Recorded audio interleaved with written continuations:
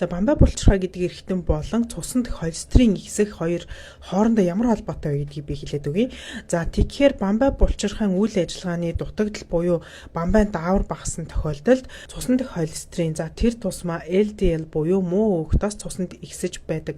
Яагаад гэхээр бамбай булчирхайн даавар гэдэг нь шүү дээ бидний биеийн бодисын солилцоонд оролцохоос гадна илгэнд холестерин боловсрох болон холестериныг гадагшлуулахад бамбай булчирхайн даавар нөлөөлж идэг. Тийм болохоор бамбай булчирхайн үйл ажиллагаа багасхад өөрөөр хэлбэл бамбай даавар багасаад ирэх юм бол бидний цуснд байгаа холестерин хэмжээ ихснэ гэсэн үг байна шүү дээ. За бас нэг чухал зүйл нь бамбай булчирхайн үйл ажиллагаа багасах үед бидний булчингаар өвдөх, булчин сулрах гэх мэт шинж тэмдгүүд илэрч болдог. Нөгөө талаар бид нар цуснд байгаа холестерин ихсээд ирэхээр холестерин буулгах эм уудаг тийм үү? Одоо жишээ нь статины бүлгийн эм гээд байдаг эм уудаг шүү дээ. Эдгээр эмний гаж нөлөө маань өөрөө булчингаар өвдөх шинж тэмдгийг өгчөдөг. Тиймээс цусны шинжилгээгээр танд холестерин өндөр гараад тэр тусмаа LDL буюу муу угтаас өндөр гарах юм бол бамбай булчирхайн үйл ажиллагаатай хэр байгаа юм бэ гэдгийг заавал нэг удаа чеклэж үзэх ёстой гэсэн үг байна шүү дээ.